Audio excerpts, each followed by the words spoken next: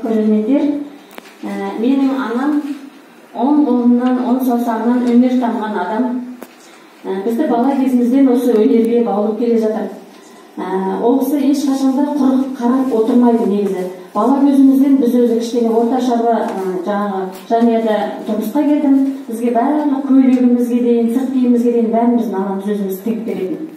Енді біз ерте сол 82 бітірдім, 83 жылдан бастап қалаға кетіп қалдық.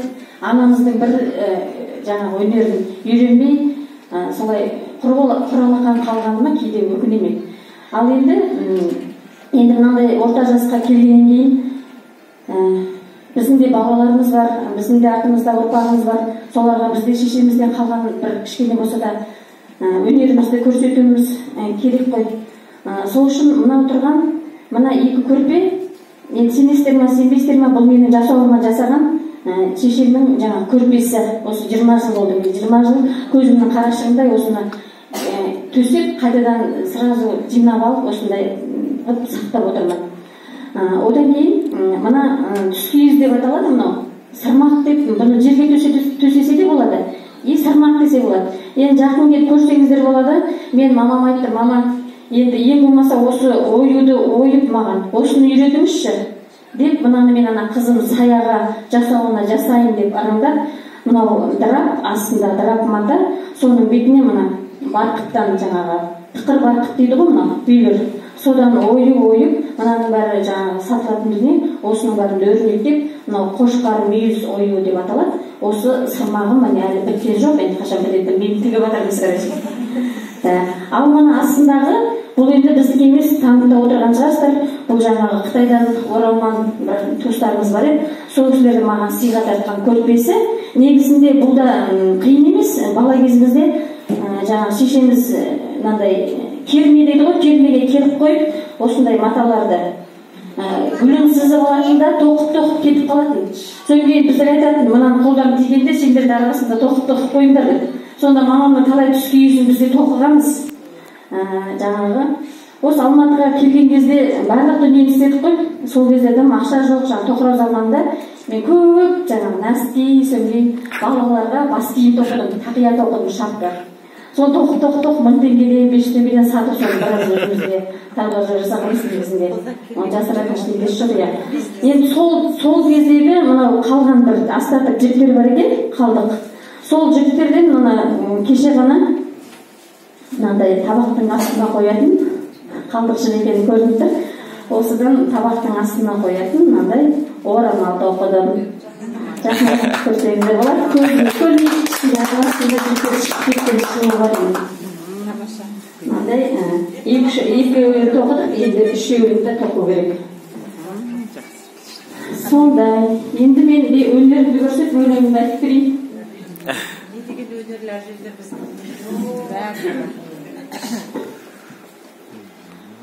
Менің өлеңімде жаңағы баянмен сүйемелденетін өлеңге енді баян жоқ.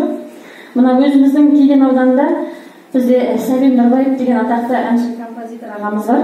Сол кісінің Сәбиіме деген өлеңі мына немерелерге арнап, сәбилерге арнап осы өлеңді дайындап келдім. Өз даусымда барынша өлең айтып берейін деп, анандай жазғызып алып, аңқытып айтып беруге де болатын. Живой. Өмірге титтей тірі жүрек келді, айтқызып барлық жақсы тілектерді.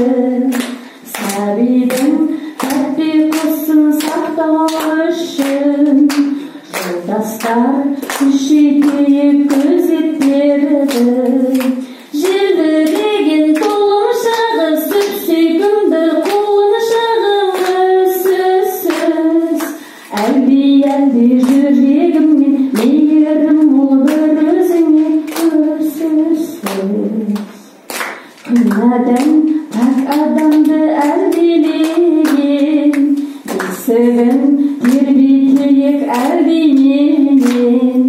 Тілейік азамат боп ержетуін, әр сағат, әрбір минут, әрбір күнін.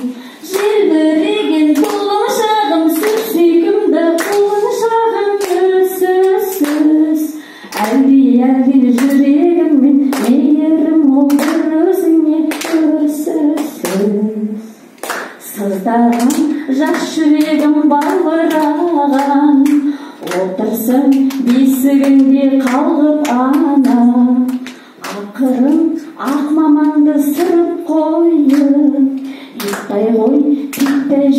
баураған, желбіреген тұлымшағы сүйкімді құлшағымды сөзсіз.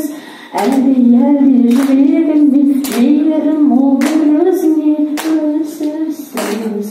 Желбіреген тұлымшағы сүйкімді құлшағымды сөзсіз. Әлде жүрегіммен мейірім мол бір өзіңе көзсіз.